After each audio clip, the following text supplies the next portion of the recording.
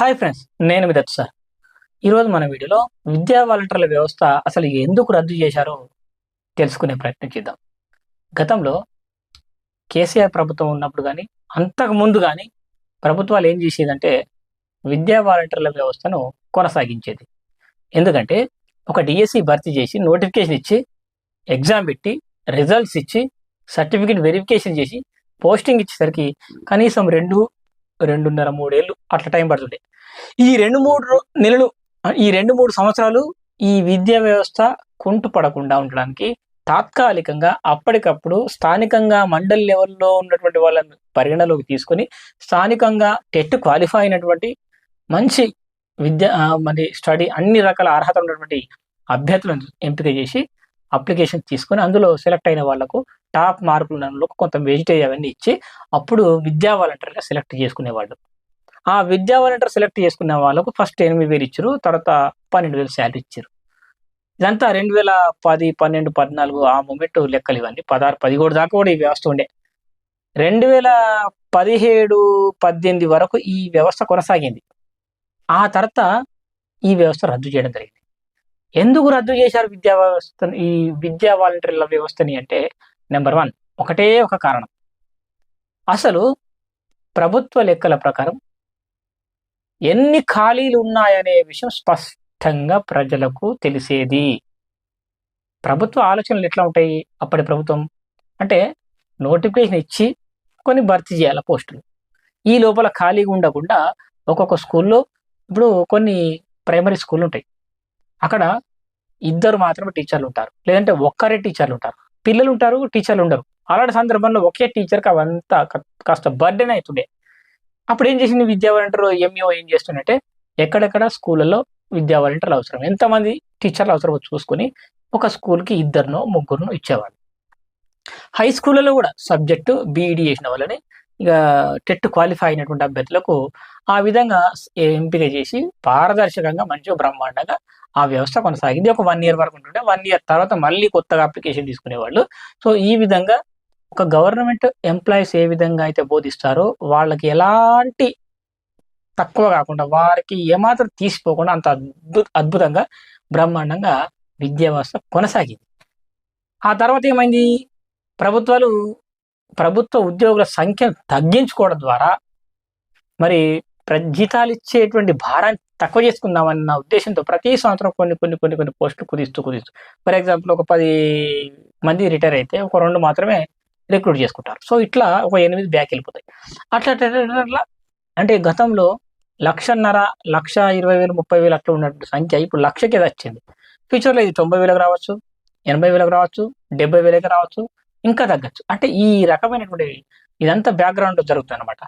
అందుకనే 14 నాకు తెలిసినటువంటి, నేను విద్యా వాలంటీర్గా 2016, 17, 18 మూమెంట్లో పనిచేసినప్పుడు కూడా 14,000 పైచిలుకు విద్యా వాలంటీర్లు ఉండే.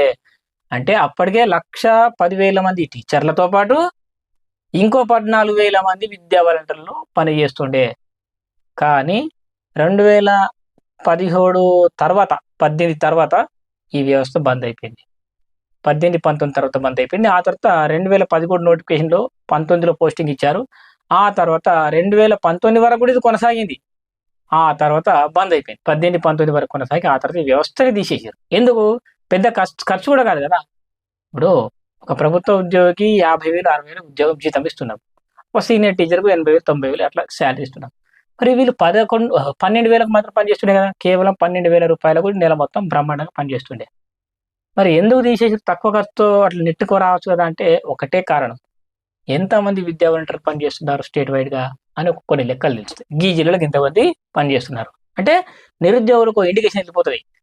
అంటే ఇన్ని 14,000 మంది ఫర్ ఎగ్జాంపుల్ ఇప్పుడు 19,000 ఖాళీలు ఉన్నట్లు 2025 ఆగస్టు 31 నాటికి ఖాళీలు ఉన్నట్లు కొన్ని అధికారిక లెక్కలు చెప్పారు. ప్రభుత్వ వర్గాలే ఇవి చెప్పారు.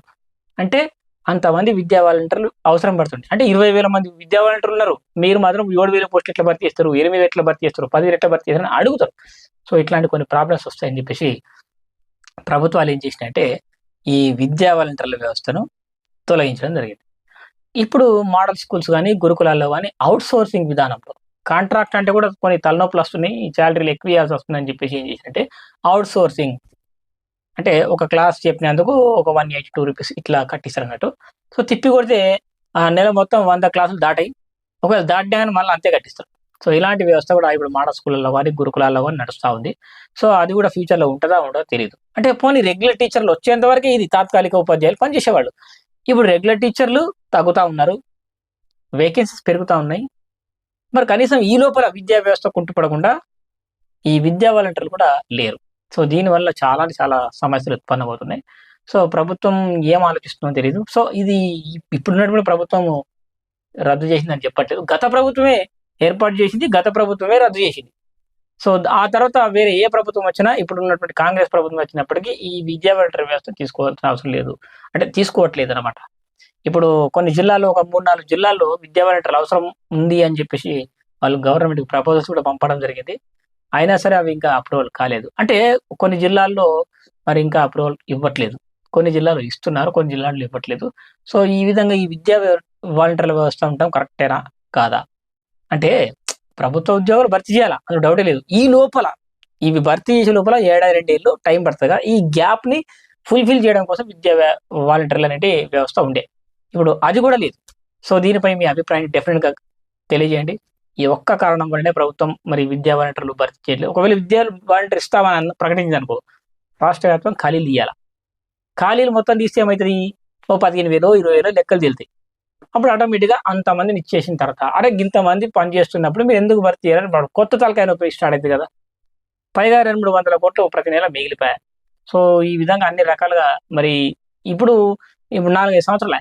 ఈ విద్యా వాలంటీర్లు లేరు. 20 నుంచి ఇప్పుడు 26 ఈ 5, 6 ఏళ్ల నుండి విద్యా వాలంటీర్లే లేరు. ఈ విద్యా వాలంటీర్లు లేరు కాబట్టి అసలు ఎన్ని ఖాళీలున్నాయో జనాలకు తెలీదు. ఎన్ని భర్తీ చేస్తారో తెలీదు. కాబట్టి రేషనలైజేషన్ కింద కొన్ని పోస్టులు పోయినాయి. గివే పోస్టులు ఖాళీ ఉన్నాయి. ఎక్కువ కావాలంటే లెక్కలు చూసుకోండి అని చెప్పేసి పేపర్‌లో ఇస్తారు. కానీ వాస్తవంగా పేపర్‌లో ఇచ్చినటువంటి లెక్కలు అవేనా? అంతకంటే ఎక్కువ ఖాళీలు ఉన్నప్పటికి తక్కువ ఖాళీలు ఉన్నట్టు ప్రభుత్వాలు చూపిస్తాయన్నమాట. సో ఏది ఏమైనా ఇక్కడ ప్రభుత్వాన్ని విమర్శించట్లేదు. ఎవరిని ఏమంటలేదు. ఇక్కడ విషయం ఏంటంటే ఎన్ని ఖాళీలు ఉన్నాయో అన్ని భర్తీ చేయట్లేదు. కొంచెం తక్కువ భర్తీ చేస్తారు. ఇది ప్రభుత్వాలు ఏంటంటే బడ్జెట్ ప్రాబ్లమ్ కాబట్టి ఇట్లుంటుందని వాళ్ళు చెప్తారు. అట్‌లీస్ట్ ఏడాదికి ఒక నోటిఫికేషన్ వస్తుందంటే డీఎస్సీ రావచ్చు. డీఎస్సీ రాకపోయినా మోడల్ స్కూల్ రావచ్చు. అది లేకపోయినా గురుకుల రావచ్చు. కేజీబీవీ రావచ్చు. 4, 5 రకాల పాఠశాలలు ఉన్నప్పుడు ఏడాదికో నోటిఫికేషన్ వచ్చినా ఎప్పటికి ఏదో ఒక నోటిఫికేషన్ వచ్చినట్టు అనిపిస్తది. జనాలు ఏదో ఒకటి చదువుతా ఉంటారు. ఏదో ఒక నోటిఫికేషన్‌కు జాబ్ కొట్టుకుంటా ఉంటారు. ఈ మధ్య అయితే ఈ 2022 నోటిఫికేషన్, 23 నోటిఫికేషన్ ఏదైతే ఉందో ఈ కాంగ్రెస్ ప్రభుత్వం వచ్చిన తర్వాత రిక్రూట్‌మెంట్ చేసింది కదా! ఆ 24లో వచ్చినటువంటి టీచర్ పోస్టుల భర్తీ తర్వాత అంటే అది 2022, 23 లెక్కల ప్రకారమే ఆ నోటిఫికేషన్ వచ్చింది. ఆ తర్వాత ఇప్పటిదాకా కనీసం 4 ఏళ్ళు అయిపోయింది. ఇప్పటికి ఓ నోటిఫికేషన్ లేదు. గురుకుల లేదు. మోడల్ స్కూల్ లేదు. డీఎస్సీ కూడా లేదు. సో ఇది పరిస్థితి. ఇట్లాంటి వ్యవస్థలో మరి మన విద్యా వ్యవస్థ ఉంది. సో మన విద్యా వ్యవస్థను ఇంకా పటిష్టం చేయడానికి మరి ఎలాంటి చర్యలు తీసుకుంటే బాగుంటుంది? మీ అభిప్రాయాన్ని కామెంట్ ద్వారా తెలియజేయండి. Thanks for watching. బాయ్.